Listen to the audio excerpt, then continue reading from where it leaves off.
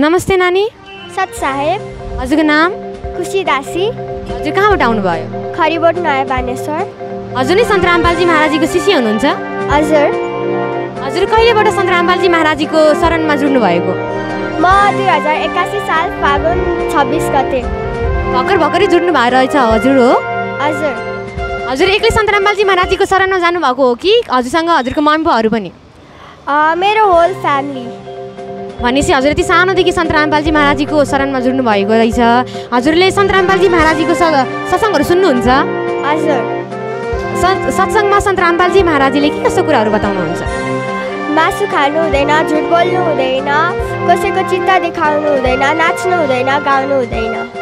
नाच्नु हुँदैन गाउनु हुँदैन भन्नुभयो। हजुरको उमेर नै हजुरको उमेरका अब बच्चाहरू त नाच्ने गाउने इन्टरटेनमेन्ट गर्ने यसमा अस्तव्यस्त हुनुहुन्छ अनि हजुरलाई त्यो गर्न मन पर्दैन? अब किनभने त्यो त गर्नुपर्ने जस्तो लाग्दैन हजुरलाई?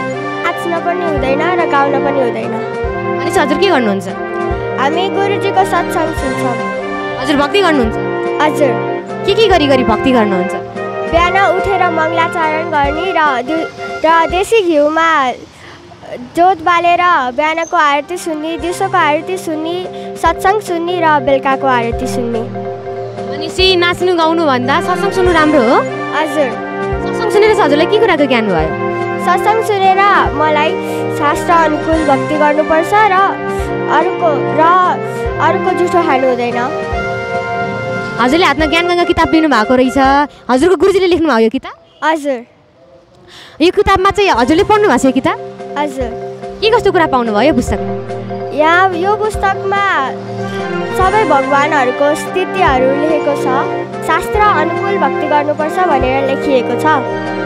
भनेपछि हजुरको अहिले इन्टरभ्यू हेरिराख्नु भएको जति पनि हजुरको उमेर समूहका जति साथीहरू हुनुहुन्छ, भाइ बहिनी, दाइहरू, दिदीहरू, उहाँहरूलाई हजुर के भन्न चाहनुहुन्छ?